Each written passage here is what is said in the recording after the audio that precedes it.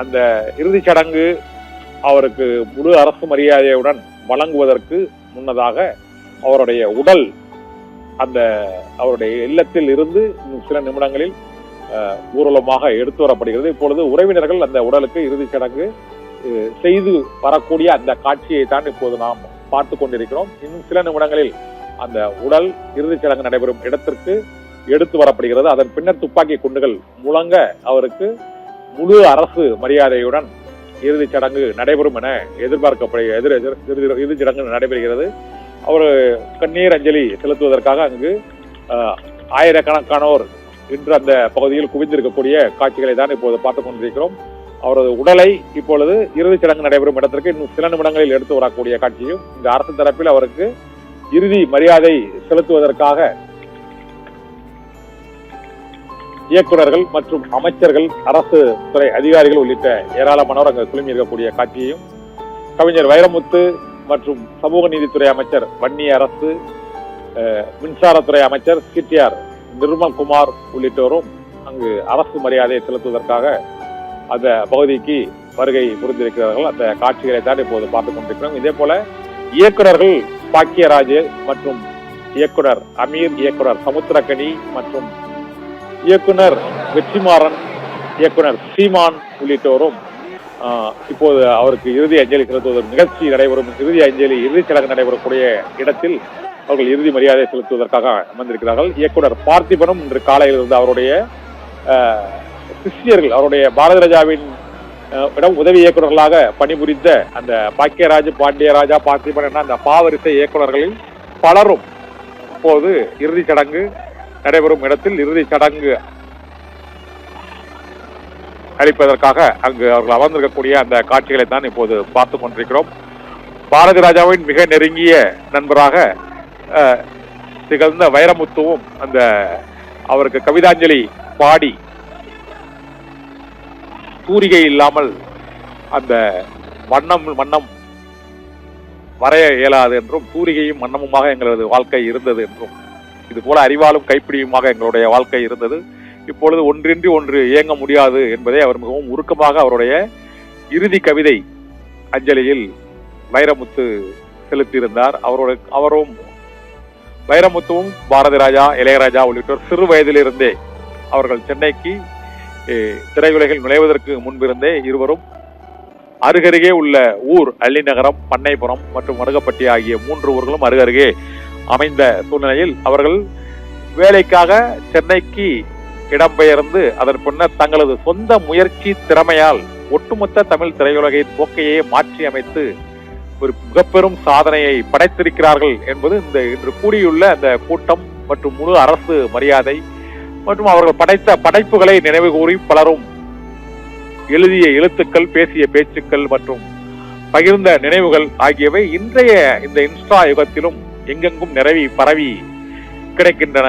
77 தொடங்கி 26 அவருடைய திரையுலக பயணத்தில் அனைத்து துறைகளிலும் அவர் ஆற்றிய பங்களிப்பு மற்றும் சாதனைகள் என்றென்றும் மக்களால் நினைவில் போற்றப்படக்கூடியவையாக இருக்கின்றன என்பதற்கு இந்த இறுதிச் சடங்கு நிகழ்ச்சியே ஒரு சாட்சியாக அங்கு இருக்கிறது. இறுதிச் சடங்கு இன்னும் சில நிமிடங்களில் தொடங்க உள்ள சூழ்நிலையில் அந்த முழு அரசு மரியாதையுடன் அந்த இறுதிச் சடங்கு நிகழ்ச்சி இன்னும் சில நிமிடங்களில் தொடங்க இருக்கிறது. அந்த காட்சிகளை தான் நாம் இப்போது பார்த்து கொண்டிருக்கிறோம். இறுதிச் சடங்கு நடைபெறக்கூடிய இடம் மற்றும் அவருடைய உடல் வைக்கப்பட்டுள்ள இடத்தில் இருந்து அந்த உடலை அந்த கண்ணீர் அஞ்சலி நிகழ்ச்சி மற்றும் இறுதிச் சடங்கு உறவினர்களுடைய அந்த சம்பிரதாய பாரம்பரிய இறுதிச் சடங்குகள் நிறைவடைந்த பிறகு ஒரு உடல் இன்னும் சில நிமிடங்களில் அந்த இறுதிச் சடங்கு நடைபெறும் இடத்திற்கு எடுத்து வரப்பட போகிறது. அதற்கான ஏற்பாடுகள் தான் இப்பொழுது நடைபெற்றுக் கொண்டிருக்கின்றன. அந்த காட்சிகளை தான் இப்போது நாம் பார்த்து கொண்டிருக்கிறோம்.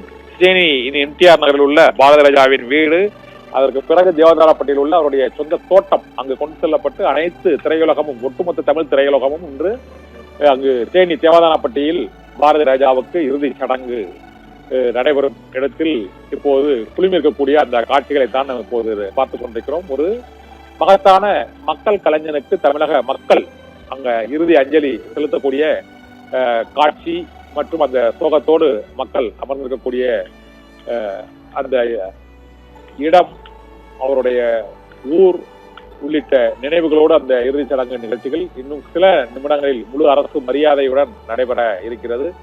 துப்பாக்கி குண்டுகள் 21 துப்பாக்கி குண்டுகள் முழங்க அவரது உடலுக்கு இறுதி அஞ்சலி அந்த தேவதானப்பட்டி தோட்டத்தில் இப்போது இறுதி அஞ்சலி நடைபெற இருக்கிறது.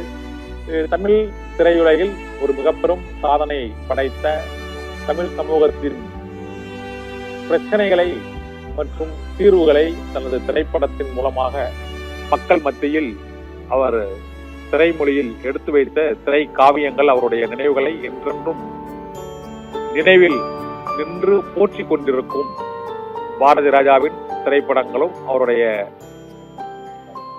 பாடல்களும் என்றென்றும் அவருடைய கிராமத்து அழகை சினிமாவுக்குள் கொண்டு வந்த இயக்குனர் இமயம் பாரதி ராஜா. என் இனிய தமிழ் மக்களே, உங்கள் பாசத்துக்குரிய பாரதி ராஜா பேசுகிறேன் என்ற கண்ணீர் குரல் நேற்றுடன் தனது ஒளியை நிற்கொண்டது.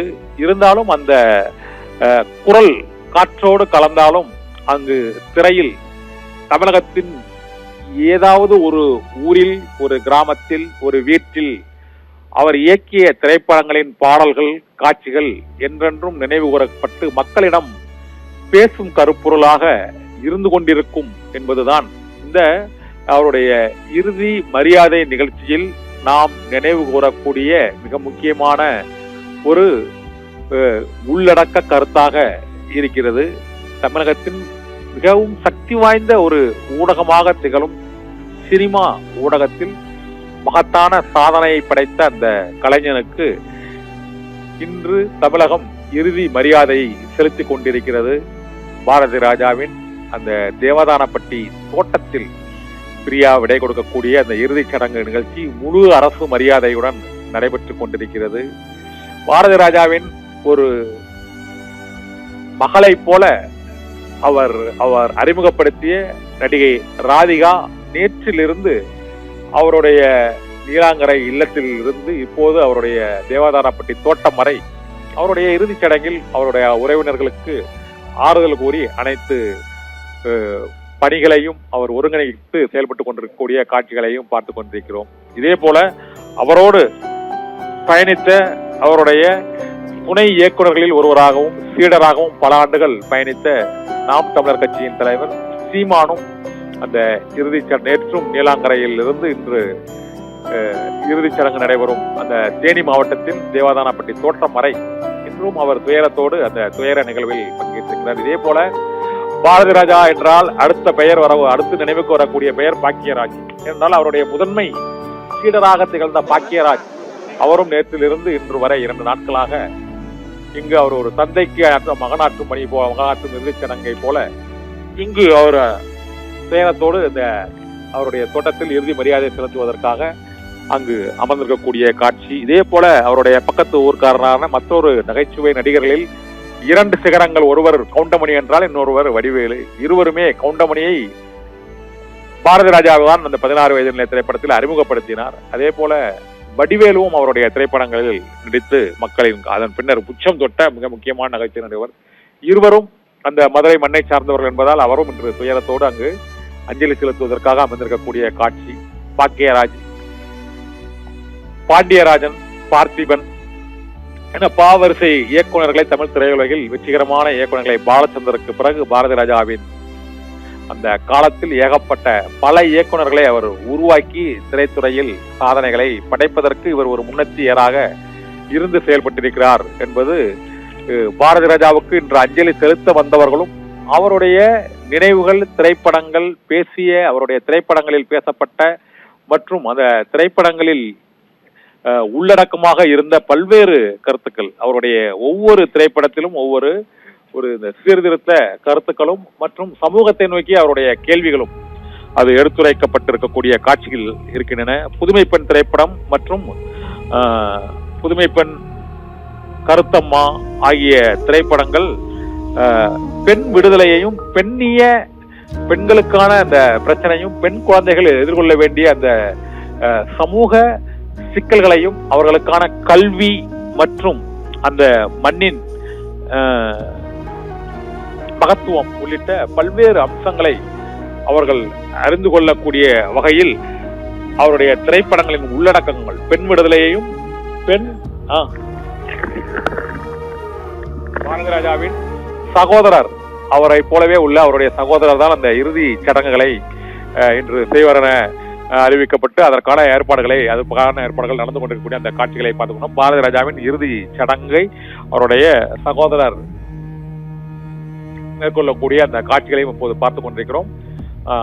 இப்போது காவல்துறையினர் அந்த முழு அரசு மரியாதையை செலுத்துவதற்காக அணிவகுத்து நிற்கக்கூடிய அந்த காட்சிகளையும் மக்கள் கண்ணீருடன் அஞ்சலி செலுத்திக் கொண்டிருக்கக்கூடிய அந்த காட்சிகளையும் தான் இப்போது பார்த்து கொண்டிருக்கிறோம். நாம் தமிழகத்தில் மிக முக்கியமான ஒரு இயக்குனர் மறைவுக்கு பொதுமக்களும் திரையுலகினர்களும் இந்த அளவுக்கு திரண்டு வந்திருப்பது அண்மை காலங்களில் இதுதான் முதல் முறையாக பார்க்கப்படுகிறது.